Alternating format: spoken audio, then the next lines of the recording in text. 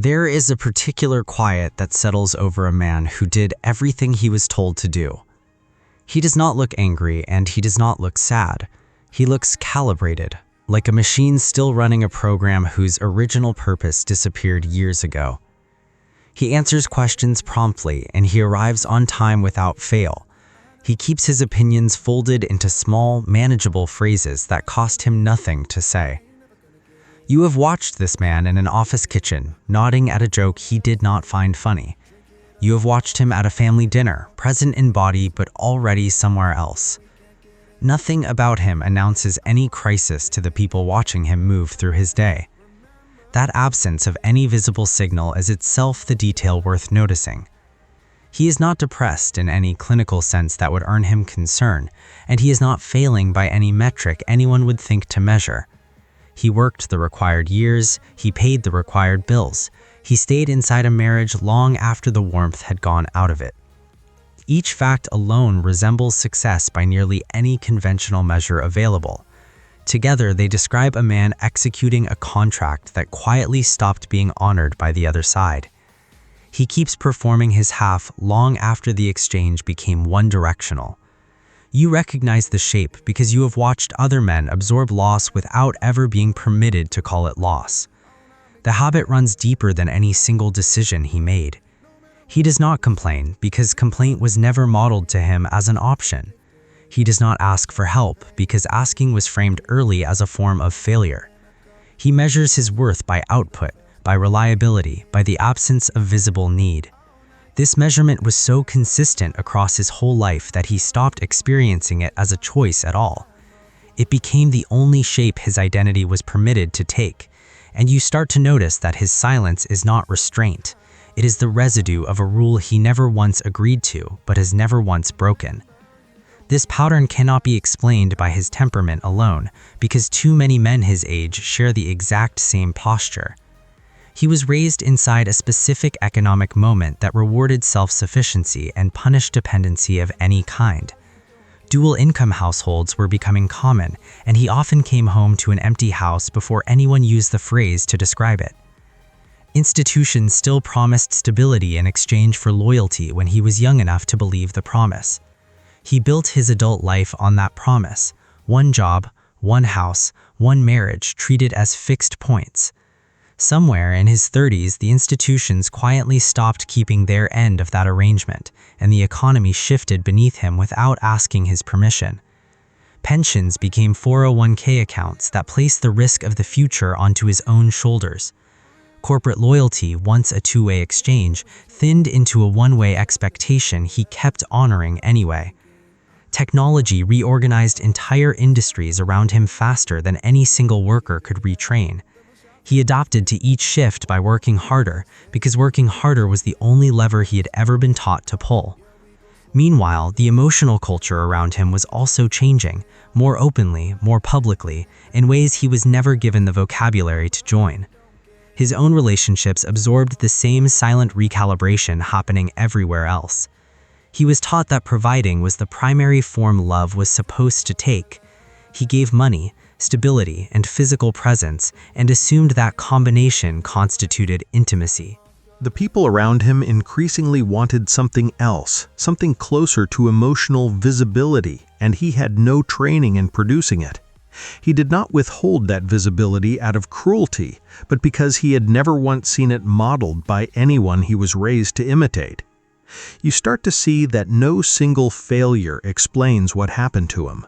Several systems adjusted around him at once, and he adapted to all of them the only way he knew how. What emerges from these overlapping conditions is not one mechanism, but several, running simultaneously and reinforcing each other. Each mechanism operates at a different depth of his psychology, and none of them can be understood by looking at his behavior alone. There is the surface pattern anyone can see if they watch him closely enough. Beneath that sits the private machinery that keeps producing the pattern automatically. Beneath that sits the accumulation of years spent running the same machinery without pause. Beneath that sits a cost he has paid without ever being told its name. Beneath all of it sits something closer to identity, And beneath identity sits what he believes he owes and to whom. Beneath that sits what remains of his connections, and beneath that sits whatever meaning he still assigns to the arrangement. Underneath everything else sits a blind spot shared by an entire generation of men who resemble him closely. He arrives home and immediately finds something to repair, something to check, something to maintain. He rarely sits without a task attached to his hands. When someone asks how he is doing, he answers with a status report on his responsibilities rather than himself. He describes his week in terms of what got handled and what still needs handling. He treats emotional check-ins as a category error, something meant for other people, not for him. You have watched him deflect a direct question about his well-being by immediately listing everything he accomplished that week instead. This deflection is not evasive by any accident of personality alone. It is structural, built from years of receiving approval only when he produced something measurable. Praise came for finishing tasks, not for expressing difficulty, so difficulty was slowly edited out of his available vocabulary. Over time, the editing became so complete that he stopped noticing difficulty as it occurred to him. He converted feeling into function because function was the only currency that was ever accepted from him. This conversion did not happen all at once, in one dramatic moment he could point back to later. It accumulated in thousands of small transactions, each one teaching the same lesson slightly more permanently than the last. A mechanism can only persist if it keeps being reinforced by something external to it. Every time he suppressed a need and nothing bad happened, the suppression was quietly rewarded by the absence of consequence. Every time he expressed a need and was met with mild discomfort from others, the expression was quietly punished by that same discomfort. Across enough repetitions, this asymmetry stops being a series of separate events and becomes a stable operating rule. He no longer decides to suppress anything because the decision has already been made for him thousands of times before. This is what makes a mechanism different from a mood, even though both can feel identical from the inside. A mood passes on its own, given enough time, while a mechanism keeps running regardless, indifferent to whether it remains useful to anyone. Once a mechanism runs long enough, it stops behaving like a response and begins behaving like a trait. He is no longer choosing self-reliance in any given moment, because there is no longer a moment where an alternative genuinely occurs to him. The response has become the default setting underneath every situation he encounters.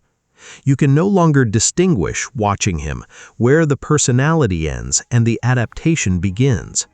This blurring is what accumulation actually means in psychological terms, and it is not that the behavior simply intensified over time, it is that the behavior stopped being a behavior at all and became something closer to a fixed feature of the self. Something has to disappear in order for a response to become permanent enough to look native. What disappeared in his case was his own fluency in naming what he needed from anyone. He can describe in precise detail what a project requires or what a budget demands. He cannot describe with anywhere near that precision what he requires emotionally from the people closest to him. This is not a simple deficit of vocabulary he could fix with a few new words.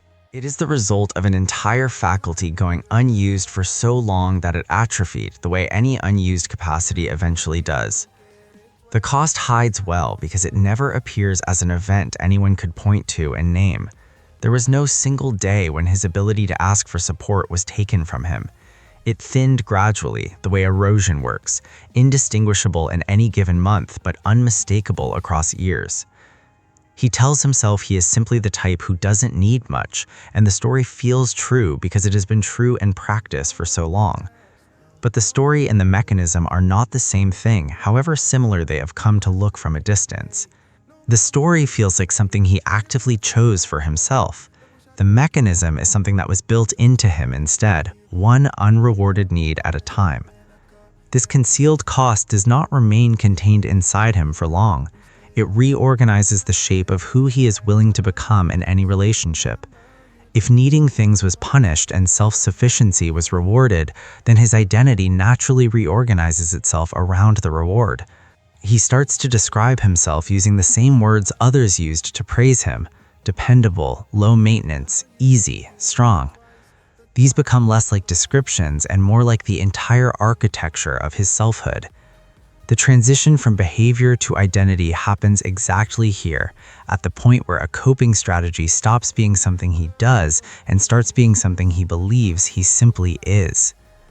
An identity built this way cannot easily distinguish between being needed and being valued, and the two get quietly fused together.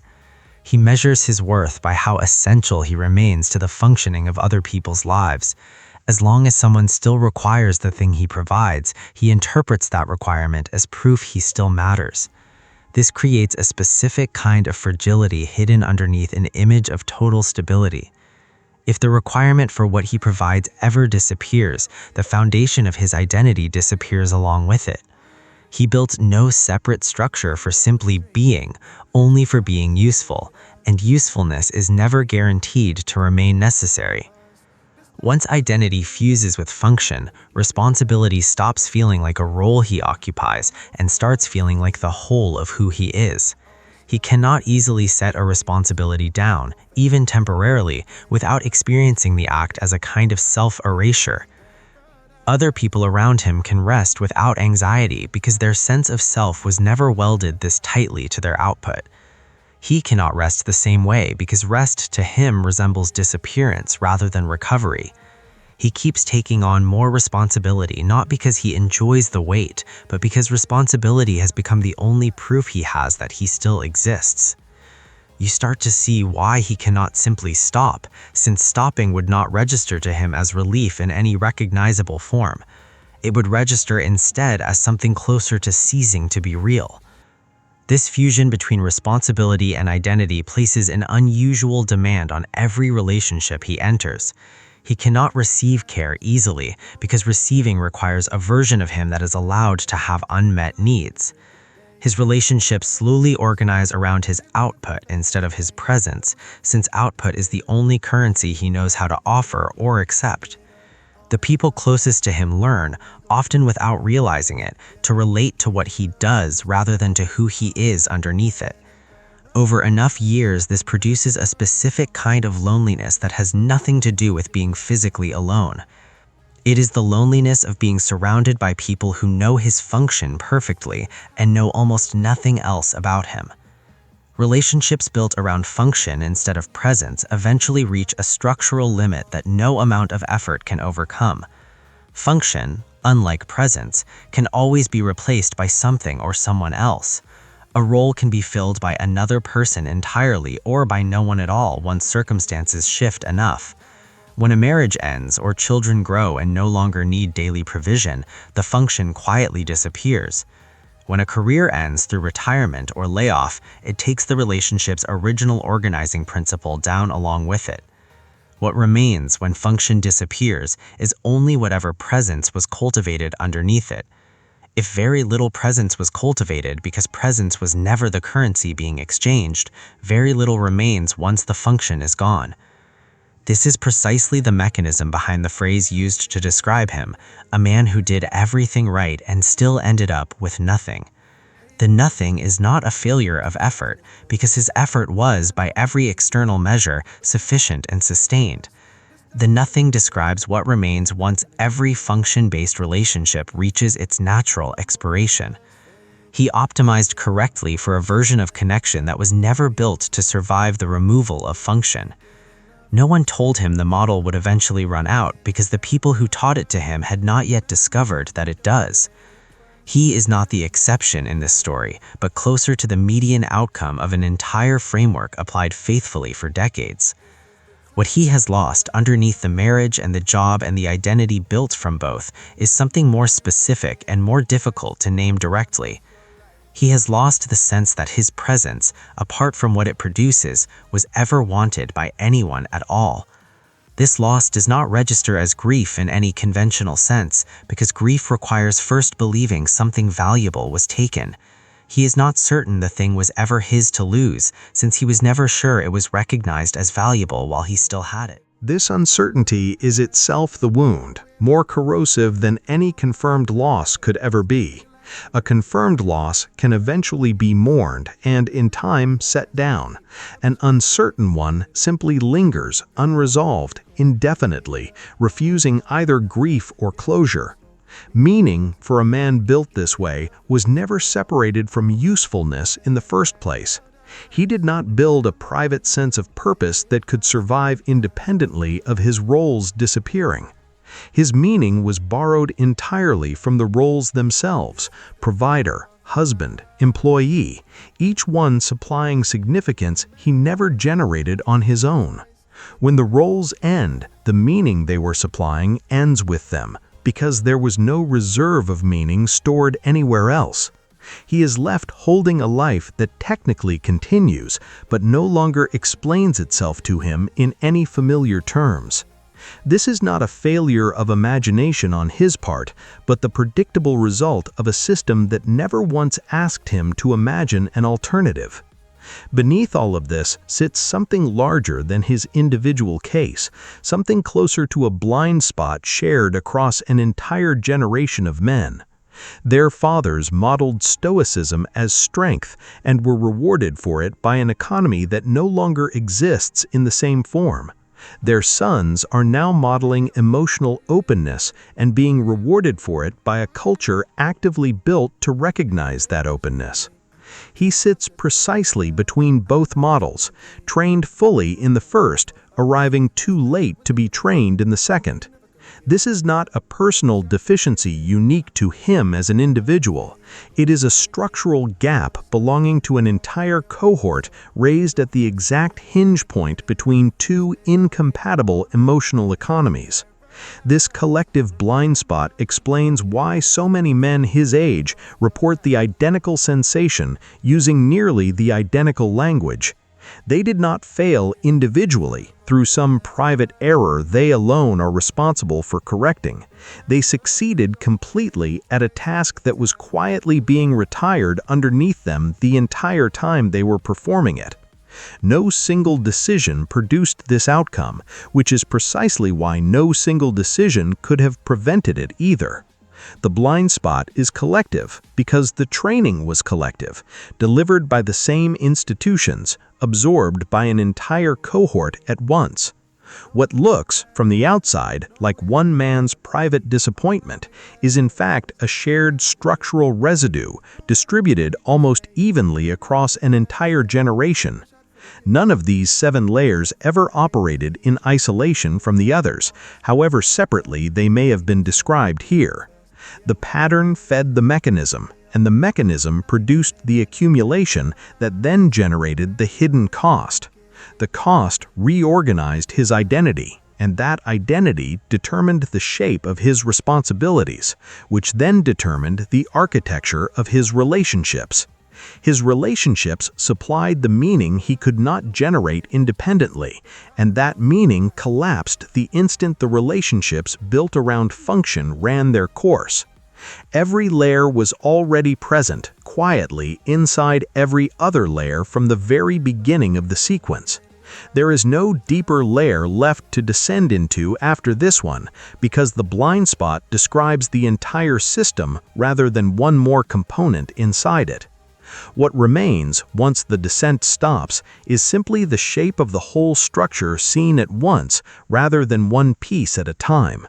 He is not a man who failed to plan correctly for his own future. He is a man who planned with total precision for a future that the underlying conditions quietly stopped supporting. The precision of his planning is in fact part of what makes the outcome so difficult for him to metabolize afterward. Competence was never the missing ingredient in his case. The missing ingredient was ever being told that competence alone was not going to be enough. He remains, at the end of this, only a psychological shape that can be recognized in ordinary life rather than a fully rendered individual case. What was once mistaken for a personal story turns out, on closer inspection, to be one instance of a much larger structure repeating itself. The investigation stops here, at the exact point this recognition becomes clear, rather than at any resolution or remedy. Nothing has been solved by naming the pattern, because naming was never the objective of this particular kind of looking. What has changed is only the resolution at which the pattern can now be seen, not the pattern itself, which continues regardless of whether anyone names it. There is another pattern adjacent to this one that remains, for now, still unexplained and still worth the same kind of attention. It concerns what happens when the same men attempt, later in life, to build the presence they were never trained to cultivate. Whether that attempt tends to succeed, or whether the same mechanisms simply reassert themselves under a different name, is not yet settled by anything examined here. He has not been fully understood by what has been said so far, and neither has the shape he represents. You are invited to keep watching for this pattern in the ordinary places it tends to appear. The invitation is not to resolve it, only to keep the analysis moving forward. Thank you for staying with this investigation from its first observation to its last. If any of these 7 layers matched something you recognized in your own life or in someone close to you, say which one in the comments below. Subscribing and turning on notifications simply keeps this same kind of quiet, careful looking available to you the next time a pattern like this one surfaces. Nothing about that invitation requires urgency or persuasion, only the same steady attention this entire investigation has tried to model throughout. The observation continues well beyond this final sentence. It does not need to end here to have already done its work.